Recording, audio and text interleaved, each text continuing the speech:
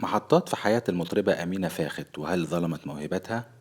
ولدت أمينة فاخت في باردو في تونس عام 1968. ظهرت موهبة أمينة الغنائية المتميزة في الثمانينات بعد أن اكتشفها الموسيقار التونسي الكبير عبد الحميد بن عليجية، وسافرت إلى مصر لفترة امتدت ل3 سنوات في بداية التسعينات. تعاونت فيها مع كبار الملحنين مثل بليغ حمدي الذي لحن لها أغنية أنا هويت، وسيد مكاوي الذي لحن لها أغنية الليل، لتظهر بعد ذلك في المهرجانات والحفلات الكبيرة في تونس بعد رجوعها من مصر وحتى الآن. ورغم موهبة أمينة الغنائية التي لا يختلف عليها أحد، إلا أنها وصفت بأنها بخيلة فنيا، وقد ظلمت موهبتها كثيرا، فهي لم تقدم ألبومات خاصة بها إلا عدد قليل، حوالي 6 ألبومات فقط.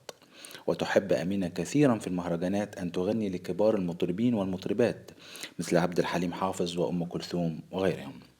وقد حققت نجاحا كبيرا بإعادة غنائها لأغنية ما تفوتنيش أنا وحدي بطريقتها المميزة.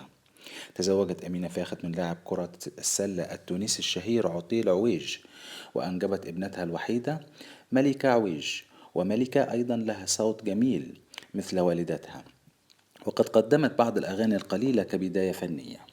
تحظى أمينة فاخر بشعبية كبيرة في تونس والوطن العربي، ويطلقون عليها لقب الديفا، فهي صاحبة صوت طربي نادر وقوي.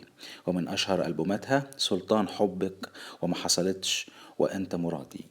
تبلغ أمينة فاخر من العمر حاليا 56 عاما.